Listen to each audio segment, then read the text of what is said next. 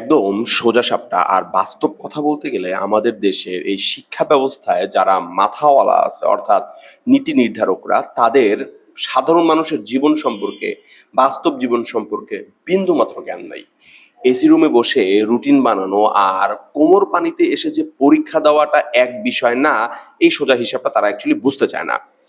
আম দেখেন ছোট ছোট কতগুলো বিষয় দেখলে আপনারা কিন্তু ক্লিয়ার হইতে পারবেন। দেখেন, নিয়মের দোহাই দিয়ে যে জীবন বিপন্ন করার যে নীতি তারা বানাচ্ছে, এটা সম্পূর্ণ ভিত্তিহীন।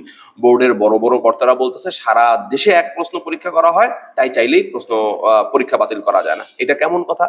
আচ্ছা, প্রশ্ন ফাঁস ঠেকানোর জন্য আপনারা যে শত শত নিয়ম বানান, আর একটা প্রাকৃতিক দুর্যোগের সময় পরীক্ষার বিকল্প তারিখ ঠিক করার মতো কি কোনো ব্যাকআপ প্ল্যান আপনাদের থাকবে না? প্রাকৃতিক দুর্যোগ কি পৃথিবীতে কোথাও ঘটে না? অবশ্যই ঘটে। তো সেখানে তারা কি বিকল্প সময় পরীক্ষা নেয় না? আচ্ছা, প্রশ্নপত্র বড় নাকি একটা শিক্ষার্থীর জীবন, ভবিষ্যৎ এগুলা বড়? আবার আপনারাই বলেন। প্রশ্নপত্র বানানো যাবে, রিপিট করা যাবে, নতুন করে প্রশ্নপত্র বানানো যাবে। শিক্ষার্থীর জীবন, শিক্ষার্থীর ক্যারিয়ার আপনি কি রিপিট করতে পারবেন? পারবেন না। আচ্ছা, এবার আসেন যে আপনাকে আরেকটা ছোট প্রশ্ন করি যে অসুস্থ আর আতঙ্কিত মাথায় আপনাকে যদি কোনো পরীক্ষা দিতে বলা হয়, আপনি দিতে পারবেন কিনা? পরীক্ষা দেওয়ার জন্য একটা শান্ত মানসিক পরিবেশ লাগে। যে ছেলে বা মেয়ে নোংরা পানি ডিঙায়া ভিজা একাকার হয়, পুরো শরীর ভিজা, অনেকে ম্যানহোলের গর্তে অর্ধেক পড়ে গিয়ে পায়ে ব্যথা পেয়ে পরীক্ষা শুরুর ঠিক 5 মিনিট আগে পরীক্ষার কেন্দ্রে পৌঁছায়। আমি কিন্তু পরের কথা বলতেছি না, 5 মিনিট আগের কথা বলতেছি। তার কি আদৌ ওই পরীক্ষার প্রশ্ন ঠিক মতো মাথায় ঢুকবে? আর যারা পরে পৌঁছায় তাদের কথা তো আমি এই মুহূর্তে বাদই দিলাম। সে খাতায় লিখবে নাকি নিজের ভেজা জামা কাপড় ঠান্ডা লেগে যাওয়া সামলাবে? বলেন, আপনি বলেন। আসলে আপনিটাকে আপনি আপনি হচ্ছেন আপনি কারা? আপনি হচ্ছেন সরকারের বড় বড় পদে যারা আছেন, শিক্ষা সংসদে জড়িত যারা, শিক্ষার হর্তাকর্তারা।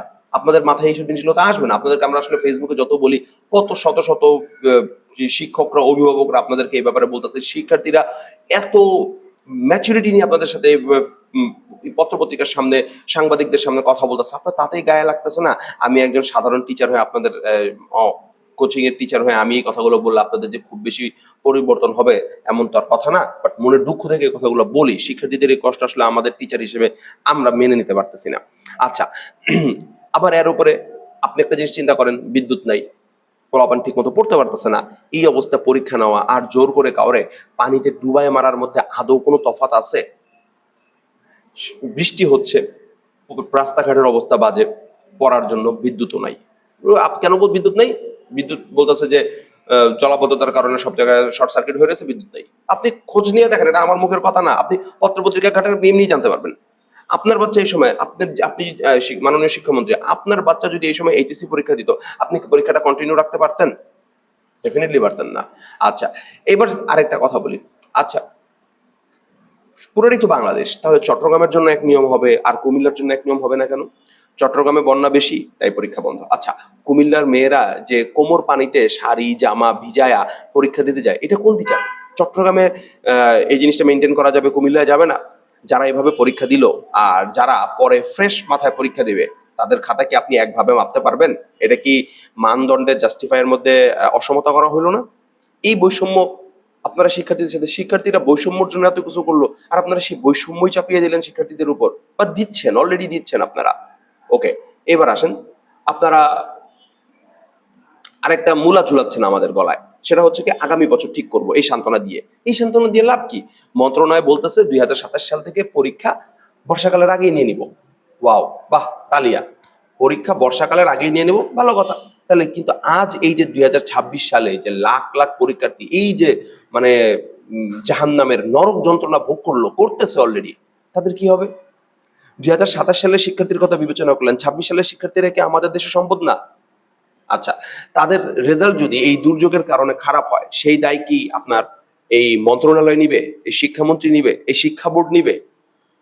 কেউ নিবে না। প্রশ্নকর্তা নিবে, রুটিন প্রণেতারা নিবে? নিবে না। আসল কথা হচ্ছে আমাদের এই নীতি নির্ধারকগুলোর মধ্যে মানবিকতা আর কমন সেন্সের প্রচন্ড গ্যাপ আছে। তারা তাদের একটা টার্গেটে থাকে। টার্গেটটা হচ্ছে, যেটা সবাই জানে, ইটস অ্যান ওপেন সিক্রেট, যে তাদেরকে প্রথমে রেজাল্ট ডিজাস্টার দেখাইতে হবে, আস্তে আস্তে ডেভেলপমেন্ট দেখাইতে হবে, যাতে মানুষ বুঝতে পারে যে উন্নয়ন হচ্ছে। ওই যে আমাদের একটা ইংলিশ পট্টলিতে আছে না, প্যারট স্টেল, আমাদের এডুকেশন সিস্টেমটা ঠিক তাই হয়ে গেছে, রবীন্দ্রনাথ ঠাকুরের তোতা কাহিনীর মতো হয়ে গেছে।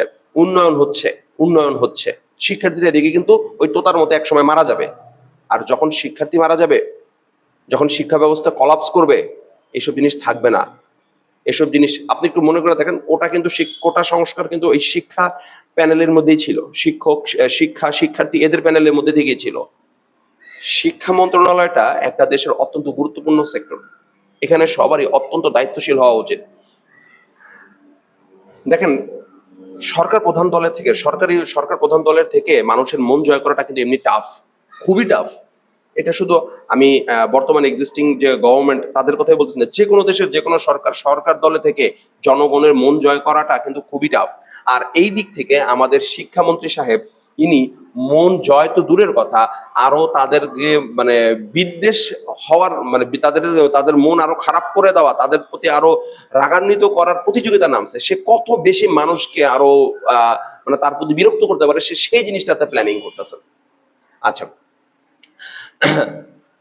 আমাদের দেশের নীতি নির্ধারক যারা আছেন এই শিক্ষা সংস্থার সাথে জড়িত, তারা চেয়ার টেবিলের হিসাব বোঝে। তারা একটা মধ্যবিত্ত বা গরিব পরিবারের সন্তান কিভাবে এই দুর্যোগের মধ্যে দিয়ে পরীক্ষার হলে পৌঁছাবে, এই জিনিসটা কিন্তু তারা বোঝে না। তারা সেই কষ্টটাও ফিল করতে পারে না। কিভাবে ফিল করবে? আমাদের শিক্ষামন্ত্রীর নাম তো হেলিকপ্টার মিলন। উনি তো হেলিকপ্টার চড়ে গেছেন। সেই 2003 সালের স্ট্র্যাটেজি এখন আবার নিচ্ছেন। এক্সাম পিছানো যায়, এক্সাম পিছালে পরীক্ষা আবার নেওয়া যায়, রি এক্সাম নেওয়া যায়, কনভিনিয়েন্ট এনভায়রনমেন্টে এক্সাম নেওয়া যায়। তাই প্লিজ এই একগুঁয়েমি যে সিদ্ধান্তটা, এটা কোনোভাবে আমরা অন্তত মানতে পারতেছি না। আমাদেরকে মানানোর চেষ্টাও করবেন না। বাচ্চাদের কিন্তু কষ্ট দেখে খুব খারাপ লাগতেছে, তাই এই ভিডিওগুলো করতেছি।